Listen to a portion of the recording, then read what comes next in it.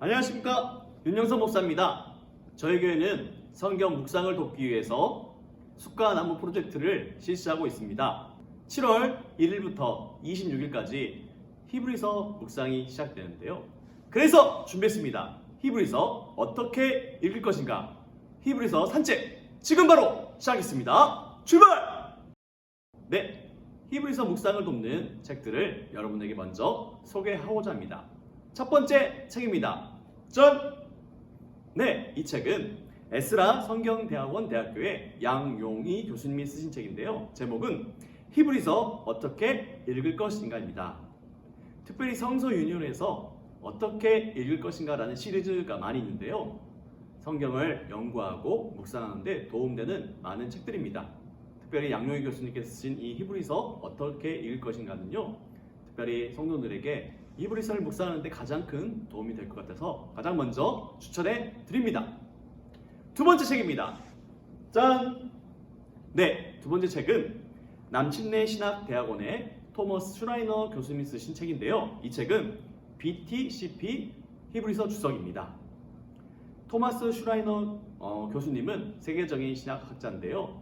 특별히 히브리서 가운데 있는 쟁점들 또 여러 가지 논의들을 핵심적으로 간략하게 우리에게 소개하고 있어서 여러분에게 추천합니다. 세 번째 책입니다.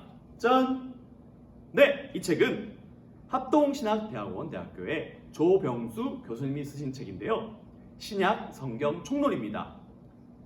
마태계 복음부터 요한계시록까지 신약 성경 전체를 살펴볼 수 있는 책인데요. 그 중에 히브리서 파트를 이번에 준비하는데 많은 도움을 받았습니다. 그리고 교수님의 또 다른 책, 히브리서 신학. 이 책도 짧지만 상당히 중요한 핵심 내용들만 담고 있는데요. 이 책 또한 더불어서 여러분에게 추천드립니다. 네, 마지막 책입니다. 이 책은 맨체스터 대학교의 FF 브루스 교수님이 쓰신 주석인데요. NICNT 히브리서 주석입니다. 이 책은 외국 주석 그런 목록 중에, 특별히 주석 순위 중에 늘 상위권을 차지하고 있는 좋은 주석인데요. 과거에 나온 책이지만 지금도 히브리서 주석 가운데는 가장 유용하고 적실한 책이기에 여러분에게 추천합니다. 네, 이제부터 본격적으로 히브리서 산책, 히브리서 어떻게 읽을 것인가를 시작할 것입니다. 신약성경에서 이 히브리서가 차지하고 있는 중요성은요, 아무리 강조해도 지나치지 않습니다. 무엇보다도 히브리서는요, 다른 신약 저작들에서 찾아볼 수 없는 중요한 사실들이 담겨져 있는데요. 그 중에 하나는 바로 예수님의 대제사장직에 대한 신학 사상을 제공해주고 있고요. 특별히 예수님과 구약의 관계를 그 어떤 다른 책보다 명확하게 밝혀주고 있다는 점에서 그 신학적인 기여는 매우 특별합니다. 그리고요, 이 수려한 문체 그리고 정교한 논점 전개는요, 히브리서를 집중적으로 연구하는 분들에게 그들의 마음을 사로잡기에 충분하다라고 많은 학자들은 얘기하고 있어요. 그런데 이 히브리서는요, 뒤에도 다시 살펴보겠지만 히브리서의 저자라든지 그리고 기록 연대라든지 또한 기록 대상이라든지 기록 장소 등이 분명하지 않다라는 특징이 있습니다. 그리고 그 사상적인 배경이나 장르, 문학적 구조도 규명하기가 어렵다라고 많이들 얘기하는데요. 지금부터 본격적으로 하나하나 살펴보도록 하겠습니다. 첫 번째입니다. 히브리서 저자. 히브리서 저자는 누구인가? 그동안 많은 학자들은 히브리서의 저자가 사도 바울이라고 주장했는데요. 많은 연구를 통해서 사도 바울의 저작설은 현재로서는 많이 부인되고 있습니다. 그래서 많은 학자들은 그 이후에 누가, 바나바, 아볼로, 브리스길라, 실라, 에바브라, 유다 등 많은 인물들을 이 히브리서의 저자라고 제안했습니다. 그런데 오리겐은요, 너무나 유명한 말을 남겼습니다. 그 말은 히브리서 저자가 누구인지는 오직 하나님만이 아신다, 이렇게 말할 정도로 실제로 누가 히브리서를 기록했는지 정확하게 아는 사람은 아무도 없습니다. 그런데 이 히브리서의 내용과 특성에 비추어서요, 이 저자가 누구인지는 추정할 수 있는데요. 아마도 그는 헬라 사상과 수사학에 익숙해 있었고 70인역 구약 성경을 잘 알고 또 잘 활용할 수 있는 인물이었던 것 같습니다. 그리고 그는 이 바울의 동역자 집단에 속하였고요. 특히 히브리서에서도 이 디모데를 언급하고 있거든요. 디모데와도 친밀한 관계를 맺고 있었던 사람이었을 것이다. 그리고 주님에게 말씀을 직접 들은 믿음의 1세대에게 또 그 주님에게 들은 말씀을 전해 들었다라는 기록을 통해서 믿음의 제2세대가 아무래도 히브리서의 저자일 것이다 라고 말해요. 또한 그는 이 구약의 율법, 특히 제사 제도에 대한 예리한 신학적 통찰력을 갖추고 있는 자였고요. 또한 위기에 처한 공동체를 위한 통찰력을 목회적으로 잘 적용하고 있다는 점에서 매우 훌륭한 목회자였을 것이다 라고도 추정합니다. 두 번째, 히브리서 언제 기록되었는가? 히브리서에는요, 이 기록 연대가 전혀 언급되지 않고 있어요. 그리고 특정한 연대를 추정할 만한 역사적인 언급도 찾아볼 수가 없어서 이 히브리서의 기록 연대는 좀 추정하는 것이 쉽진 않습니다. 그런데 히브리서 자체 내의 증거들을 통해서 우리가 히브리서의 연대, 기록 연대를 추정할 수 있는데요. 히브리서 13장 23절에서는 아까도 말씀드렸다시피 이 디모데를 언급합니다. 우리 형제 디모데가 너희 것을 너희가 알라. 그가 속히 오면 내가 그와 함께 가서 너희를 보리라. 히브리서가 기록될 당시에 이 디모데가 아직 살아있다라는 것을 우리가 알 수 있어서 이 히브리서가 1세기에 기록되었다는 것을 우리가 알 수 있죠. 또한 히브리서 2장 3절은 이런 말씀이 나와 있어요. 구원은 주님께서 처음에 말씀하신 것이요 그것을 들은 사람들이 우리에게 확증하여 준 것이다. 여기서 먼저 주님이 계시고요. 주님께서 말씀하신 것을 들은 사람들, 믿음의 1세대가 있고요. 또 그것을 전해 들은 우리, 믿음의 2세대가 나옵니다. 그래서 이 히브리서는 믿음의 1세대가 활약했던 기원은 30년대나 40년대가 아니라 그 이후에 믿음의 2세대들이 활동했던 시기에 기록됐다는 사실을 우리가 알 수 있죠. 그리고 히브리서 5장 12절은 이런 말씀이 나오는데요. 때가 오래되었으므로 너희가 마땅히 선생이 되었을 터인데 너희가 다시 하나님의 말씀의 초보에 대하여 누구에게서 가르침을 받아야 할 처지이니 단단한 음식은 못 먹고 젖이나 먹어야 할 자가 되었더라고 말하고 있어요. 이것을 통해서도 이 히브리서의 수신자들이 오랫동안 그리스도인으로 지냈을 것을 암시해 줍니다. 그뿐 아니라 저자는요, 이 성막과 이 성막에서 행해진 의식들을 자주 언급해요. 실제로 저자는요, 이 서신을 기록할 당시에도 여전히 이 성전, 헤롯 성전이 자리하고 있었음을 가리키는 것이라도 하는 것처럼 현재 시제를 계속 사용하면서 이 제 방식을 묘사하고 있거든요. 그리고 히브리서의 가장 핵심적인 주장 가운데 하나는 예수님의 희생 제사야말로 가장 결정적이고 최종적인 것이기 때문에 옛 언약의 제사들, 성전에서 드려지는 이 제사들은 이전 시대에 속한 것이다 라고 말합니다. 그렇기 때문에 우리가 이것을 통해서 무엇을 알 수 있냐면 기원후 70년에 이 헤롯 성전이 로마 군대에서 완전히 무너지거든요. 파괴되거든요. 그렇다면 이 성전이 파괴된 것을 히브리서에서는 언급하지 않고 있기 때문에 기원후 70년 이전에 이 히브리서가 기록됐을 것이다 라고 추정할 수 있습니다. 이러한 사실들을 종합해보면 바로 이 히브리서는 기원후 60년대에 기록되었을 것임을 우리가 추측할 수 있는 것이죠. 세 번째, 히브리서는 누구를 대상으로 기록되었는가? 히브리서는요, 다른 편지들, 서신서들과 달리 이 편지의 서두에서 이 편지를 받고 있는 수신자의 정체를 밝히지 않고 있습니다. 그리고 뿐만 아니라 히브리서 전체를 통해서도 저자는 수신자가 누구인지 분명하게 명확하게 밝히고 있지 않아요.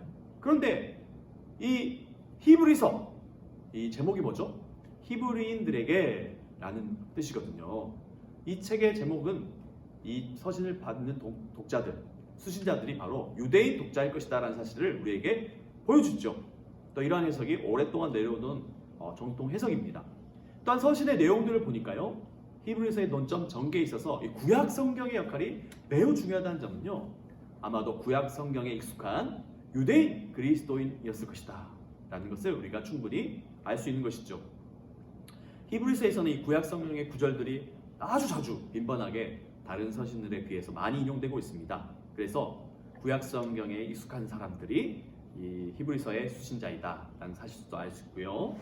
또한 이 수신자들이, 편지를 받는 사람들이 직면해 있던 위험이요, 뭐였냐면 유대교회로부터 핍박을 받고 있어요. 유대교로부터. 그러니까 과거에 유대교에 있었던 자들이 예수를 믿어서 유대교를 떠났기 때문에 유대교로부터 위협을 받고 있는 것을 우리가 서신을 통해서 알 수 있거든요. 이러한 사실들, 이 히브리서의 제목 그리고 히브리서의 내용 종합해 봤을 때 아무래도 이 히브리서의 독자, 수신자는 유대교로 돌이키려고 하는 유대인 그리스도인일 것이다 라는 사실들을 우리가 알 수 있습니다. 히브리서 수신자가 그렇다면 유대인 그리스도인이라면 그러면 그 유대인 그리스도인이 살았던 지역이 어디였을까? 라고 우리가 한번 생각해 볼 수가 있는데요. 히브리서 13장 24절에서 그것을 우리가 추측할 수 있는 구절이 하나 나옵니다. 너희를 인도하는 자들과 및 모든 성도들에게 문안하라. 이달리아에서 온 자들도 너에게 문안하느니라. 여기서 이달리아는 이탈리아죠. 그리고 특별히 로마였을 것이다 라는 사실을 우리가 알 수 있어요. 그런데 이 사실만 보면 이 히브리서를 쓴 저자가 이탈리아, 로마에서 편지를 쓰고 그곳에 함께 있는 사람들이 이 편지를 받는 수신자들에게 문안했을 가능성도 있어요. 그런데 우리가 더 분명하게 추측할 수 있는 것은 뭐냐면 이 히브리서의 저자가 이탈리아에 있는, 로마에 있는 성도들에게 편지하는 것으로 보는 것이 훨씬 더 개연성이 있습니다. 다시 말해서 저자는 로마에 있는 유대인 그리스도인에게 편지를 했고요. 또한 이 저자와 함께 있던 이탈리아에서 온 사람들, 그 사람들이 이 편지를 통해 이탈리아에 있는 로마로 다시 안부를 전한 것이라는 것을 알 수 있습니다. 정리하면 이탈리아 로마에 있는 유대인 그리스도인들이 바로 히브리서의 수신자들 것이다 라고 우리가 말할 수 있는 것이죠. 네 번째, 그렇다면 이 히브리서의 상황은 무엇일까 한번 살펴봅시다. 아까 말씀드렸다시피 히브리서의 수신자들은요, 복음을 예수님께 직접 들었던 사람들로부터 전해 들은 믿음의 2세대라고 했어요. 그런데 그들은 구원을요, 시간이 갈수록 등한시 여기고요, 복음에 대한 헌신이 약화되어 가고 있었습니다. 그리고 그들은 이 복음의 진리를 계속해서 탐구해 나가는데 적극적이지 못하였어요. 또한 신앙생활을 한 지가 오래됐음에도 불구하고 시간을 보면 이미 선생이 되어야 마땅할 정도로 상당히 긴 신앙생활을 했음에도 불구하고 여전히 영적인 유아기를 넘어서지 못했거나 아니면 영적 유아기 상태로 되돌아가려고 했었습니다. 그렇다면 그들이 왜 이런 상태에 머무르게 되었는가? 그것은 크게 두 가지라고 추측하는데요. 하나는 유대교로부터, 다른 그리스도를 믿지 않는 자들로부터 받는 두려움, 핍박에 대한 두려움, 그리고 과거 그들이 몸담았던 유대교에 대한 미련, 이런 요인 때문에 그들의 신앙이 성장하지 않았을 것이다 라고 우리가 추측할 수 있는 것이죠. 그리고 여러분, 그들은 예수를 믿은 믿음 때문에 많은 핍박을 당하고 있었는데 당시의 유대교는요, 로마 제국에서 합법적인 종교로 인정을 받아서 그다지 큰 핍박을 받지 않았다고 합니다. 그렇기 때문에 같은 하나님을 믿는다고 생각하는 사람들은 차라리 과거에 믿었던 유대교로 되돌아가는 것이 좋지 않을까라고 타협하게 되는 상황도 있었다는 것이죠. 그리고 이 이후에 로마 황제 네로의 박해가 시작되거든요. 히브리서 내용들을 보면 아직 그런 대박해가 시작되지 않는 상황이었기 때문에 히브리서 저자는 그러한 핍박에 앞서서 이렇게 뜨뜻미지근한 이런 영적 초보인 신앙을 벗어나라 라고 미리 경고하고 격려하고 있다는 사실들을 우리가 알 수 있는 것입니다. 다섯 번째, 이 히브리서의 목적. 히브리서의 목적은 무엇일까요? 히브리서 전반에 걸쳐서요, 이 경고의 말들이 지배적으로 드러납니다. 여러 차례 경고의 메시지들이 나오고 있어요. 이 경고들은 믿음에서 떨어져 나가지 말라라는 내용들이 대부분이고요. 또한 예수님과 새 언약을 저버리고 모세 율법과 옛 언약으로 되돌아가지 말라라는 경고들입니다. 또한 시험에 굴하지 말고 끝까지 견디고 믿음을 지키라고 독자들을 격려하고 있습니다. 그렇지 않으면 믿음에서 떨어져 나가고 영원한 멸망을 맞게 될 것이다라고 경고하는 것이죠. 이 서신의 시작이 말하고 있는 그런 요점은 한마디로 그리스도를 저버리지 말라라는 것입니다. 여섯 번째, 히브리서의 장르입니다. 히브리서는 전통적으로 이 서신, 편지로 분류되어 왔습니다. 그런데 이러한 전통적인 분류는요, 많은 어떤 공격을 받았어요. 왜냐하면 히브리서 서두에 전통적인 서신과 다르게 저자라든지 편지를 받은 수신자라든지 인사말이라든지 기도가 전혀 드러나지 않기 때문이에요. 그래서 히브리서가 편지가 맞냐라는 많은 학자들의 이야기들이 있었죠. 그리고 히브리서의 이 서두는요, 마치 신학 논문을 시작하는 서원과 같은 성격을 띱니다. 하지만 히브리서의 결말인 13장 20절에서 25절을 보면요, 신약 서신들의 결말 양식, 즉 마침기도, 송영, 여행교회, 개인적 안부, 마지막 인사, 축도 등이 있는 것을 통해서 히브리서도 서두는 비록 이런 신학 논문과 같은 그런 형식을 띠고 있지만 결말에서는 다시 이 편지 형식을 띠고 있다는 것을 우리가 볼 수 있는 것이죠. 방금 말씀드렸다시피 이 히브리서는요, 그 서두뿐만 아니라 많은 부분들이 예수님은 누구신가, 즉 기독론적 논문의 성격을 띠고 있어요. 하지만 그와 더불어 적지 않은 부분들도 경고와 권면의 설교의 성격을 띱니다. 히브리서 저자도 자신의 글을 히브리서 13장 22절에서 권면의 말이라고 규정하고 있어요. 그래서 히브리서는 특정한 상황과 위험에 직면해 있는 이 수신자들을 권면하고 경고하기 위한 목회적 설교라고도 볼 수 있는 것이죠. 이것을 종합하면 히브리서는 편지, 서신 형식을 부분적으로 채택하여서 기록 전달된 신학적 논점에 기초한 권면적 설교라고 할 수 있습니다. 7번째, 히브리서의 구조입니다. 서두에 말씀드렸다시피 히브리서 구조도 학자마다 저마다 의견이 다릅니다. 저는 특별히 합동신학대학원 대학교의 조병수 교수님의 이 의견을 전적으로 따르고자 하는데요. 그분은요, 이 히브리서의 구조를 파악할 때 있어 가장 중요한 게 뭐냐? 바로 문단 분리어라고 합니다. 그러니까 어떤 사람이 글을 쓸 때요, 의식적으로든 무의식적으로든 이 문단을 나누는 표현을 쓰게 마련이라고 합니다. 그래서 이 글이 너무나 복잡하지 않게 그리고 문맥을 또 정리할 수 있도록 하기 위해서 의도적으로 문단 분리어, 뭐라고요? 문단 분리어가 사용된대요.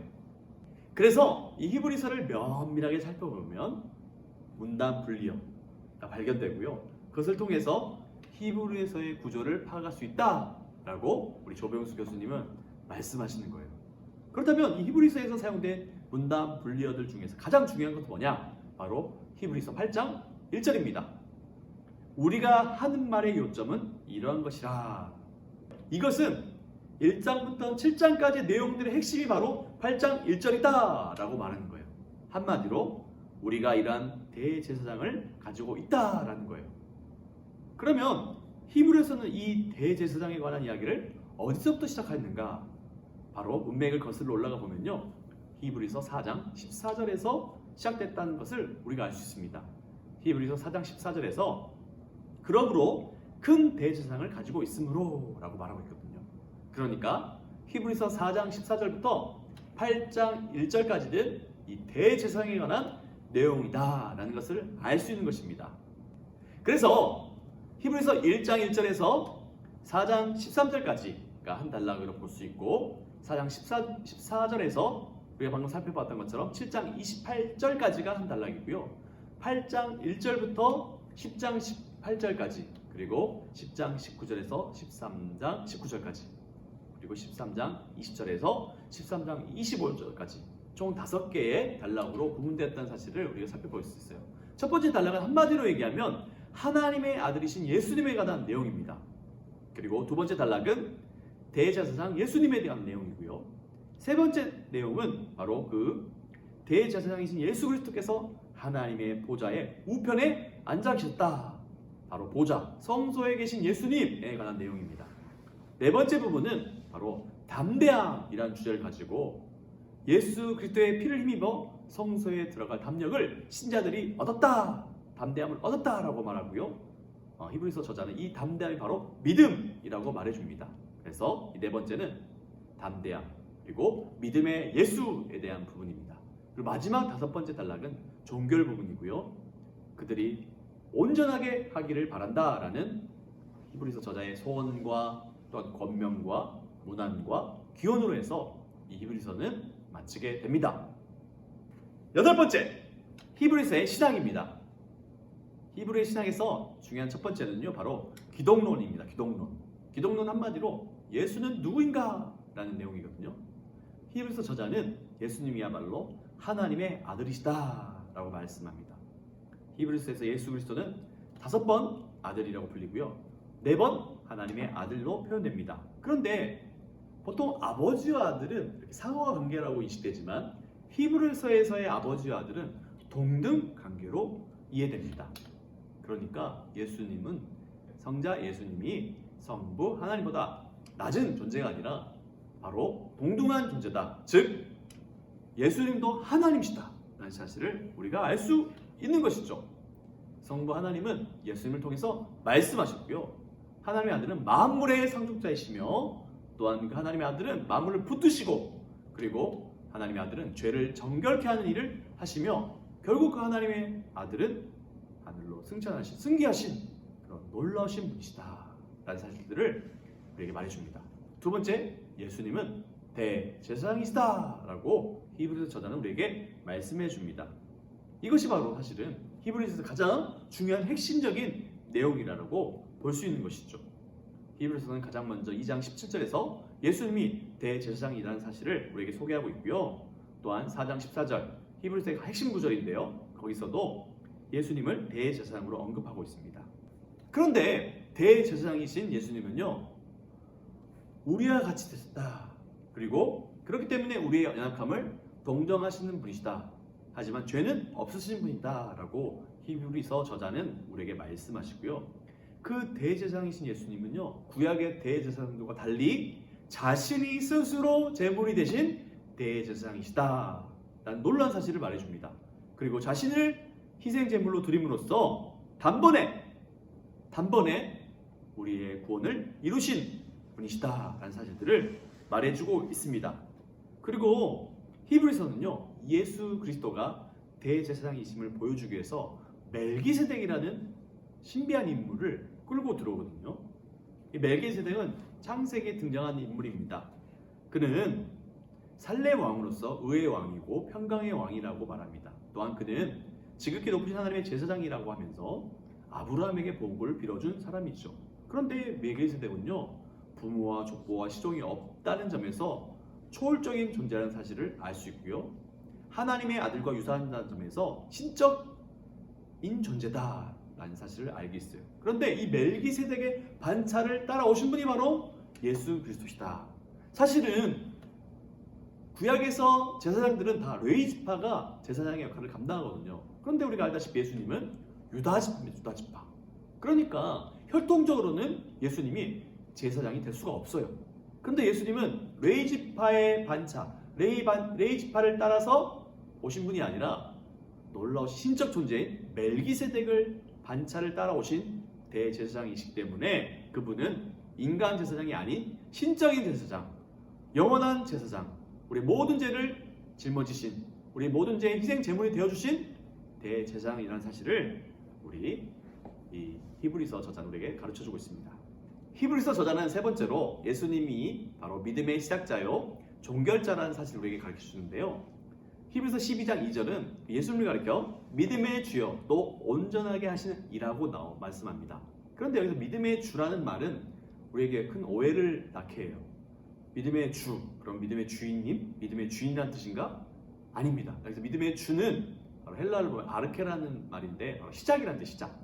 그 예수님이 누구신가? 바로 믿음의 시작이시죠.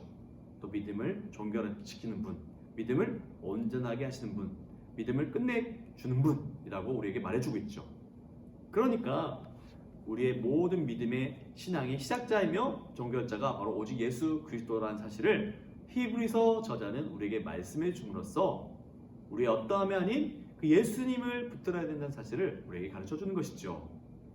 두 번째, 히브리서의 신학은요, 바로 이미와 아직의 종말론입니다. 신자들은 예수님을 믿음으로 말미암아 영원한 구원을 우리가 약속받았죠. 그런데 우리는 예수 그리스도께서 다시 오심을 기다리고 있는 존재들입니다. 그러니까 하나님께서 예수님을 통해 우리에게 주신 그 약속은 아직 이루어지지 않은 상태고요, 예수님께 다시 오시면 완전히 성취될 것입니다.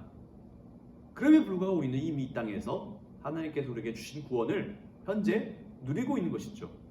그러니까 이미 우리가 허락하신 구원을 누리고 있는 존재면서 아직 완성되지 않는 구원을 기다리고 있는 존재, 바로 이미와 아직 사이를 살아가고 있는 존재가 바로 우리 그리스도인이라는 사실을 성경은 말해줍니다. 특별히 히브리서 저자는 이것을 많이 강조하고 있어요. 신자들은 예수 그리스도께서 자기의 몸을 단번에 들이심으로 말미암아 이미 거룩함을 얻었다, 이미 얻었다라고 말해요. 그리고 언약의 피로 말미암아 거룩하게 되었다라고 말합니다. 그런데 중요한 것은 신자들이 아직 완전히 성화된 것은 아니라는 것이에요.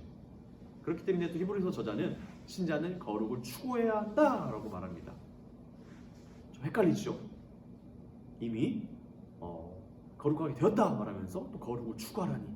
그래서 이 이미와 아직의 종말론 사이에서 많은 사람들이 좀 헷갈리겠는데요. 이것은 바로 우리가 영원한 구원을 약속받았고 현재적으로 구원을 누리고 있지만 여전히 이 땅에서 우리가 싸워야 될 영역들 있다라는 것이죠. 단번에 드린 예수 그리스도의 희생으로 신자들은 이미 그리고 영원히 완전합니다. 동시에 우리는 완전을 향해서 계속해서 열심을 내고 진력해야 합니다. 이게 바로 이미와 아직 사이를 살아가는 신자들의 삶인 것이죠. 우리의 삶이 구원을 보장해주는 건 아닙니다. 하지만 우리가 하나님의 은혜로 구원을 받았다면 구원에 합당한 삶을 열심히 주님 오실 때까지 살아내야 한다라는 것이 바로 히브리서 저자가 우리에게 말씀해주고 있는 중요한 내용인 것이죠. 네, 마지막입니다. 세 번째, 히브리서의 신학, 바로 구약 성경의 사용입니다. 신약 성경 중에 이 구약 성경을 이렇게 많이 활용하고 있는 서신은 없습니다. 그래서 세계적인 신학자 리처드 롱네커 교수님은요, 히브리서에 나타난 구약 성경이 직접 인용이 38번, 그리고 인용을 제한 명확한 언급은 55번에 달한다라고 말합니다. 히브리서 저자는 구약을 인용할 때 특별히 구약 성경을, 히브리 성경을 헬라어로 번역한 70인형을 주로 사용하고 있습니다. 그리고 특별히 모세 오경과 시편을 주로 인용하고 있습니다. 그런데 히브리서 저자는요, 이 구약 성경을 인용할 때 특이한 도입 방식을 취해요. 그게 뭐냐? 다른 신약 성경 저자들은 이 구약을 인용할 때 기록되어 있다라는 말을 하는데 히브리서 저자는 본문이 말한다! 본문이 주체가 돼서 표현하고 있어요. 그러니까 히브리서 저자는요, 이 구약 성경을 인용하면서 이것을 말하는 주체가 인간 저자가 아니라 하나님 혹은 성령님 또한 아들로 규정해요. 아마도 히브리서 저자는 이 구약 성경이 단순히 어떤 인간이 쓴 글이 아니라 지금 말씀하시는 살아계신 하나님의 음성이라고 간주한 것으로 보입니다. 그에게 있어서 이 구약 성경의 궁극적인 출처는 바로 하나님 자신이라는 확신이 이런 식으로 표현되어 있는 것이죠. 그런데 여러분, 히브리서 저자가 구약을 사용할 때마다 그 의미를 푸는 중요한 키가 있어요. 열쇠가 있어요. 그것은 바로 예수님께서 구약의 모든 약속을 성취하신 분이라는 것입니다. 구약 당시의 성도들, 구약 성경을 쓴 저자들은 이런 풍성한 의미를 미처 깨닫지 못했을 것이죠. 그런데 이 구약의 약속들이 예수님으로 성취된 사실들을 직접 경험한 신약의 성경의 저자들은 이 구약이 표현하고 있는, 담고 있는 의미를 풍성하게 알게 된 것이죠. 예수님의 죽으심과 부활과 승전을 통해서 이 구약에 약속된 말씀들이 이루어졌다, 성취되었다는 사실들을 생생하게 목격했다는 것입니다. 그래서 구약을 해석할 때 가장 중요한 것은 뭐냐? 바로 그리스도 중심적인 해석이 중요하다는 것입니다. 구약의 말씀이 어떻게 예수님 안에서 성취되고 이루어졌는지를 살펴보는 것이죠. 구약에 대한 그리스도의 성취를 인상적으로 드러내 보여주는 해석학적 원리는 바로 모형론 혹은 예표론입니다. 바로 이 구약에 나타난 다양한 제도들, 안식일, 대제사장, 장막, 엣 언약 제사 등, 그리고 모세, 여호수아, 아론, 레이야 같은 인물들, 그리고 광야, 시내산 같은 어떤 사건들이 모형인 것이고 이 모형의 실체가 바로 신약시대의 예수님이시다라는 것이죠. 이 모든 다양한 제도들과 인물들과 사건들은 진짜 실체이신 예수님 안에서 성취됐다라는 사실들을 히브리서는 강조하고 있다는 것입니다. 그래서 이 성취의 주체이신 그리스도께서 모든 면에서 구약의 모형들보다 월등히 우월하시다라는 사실을 강조함으로써 뛰어남의 기독론으로 자연스럽게 결론되는 것이 바로 히브리서입니다. 사랑하는 성도 여러분, 우리 예수님이 바로 우리를 위해 십자가에 죽으신 희생 제물이며 동시에 우리 모든 죄를 용서해 주신 대제사장이십니다. 이제는 그 예수 그리스도의 피를 힘입어 담대하게 누구나 거룩하신 하나님 앞에 나아갈 담대함을 얻게 되었습니다. 그 담대함을 힘입어 늘 하나님 앞에 자유함으로 주님을 예배하며 주를 위해 살아가시는 우리 성도님들 다 되시기를 주님의 이름으로 축복합니다. 감사합니다.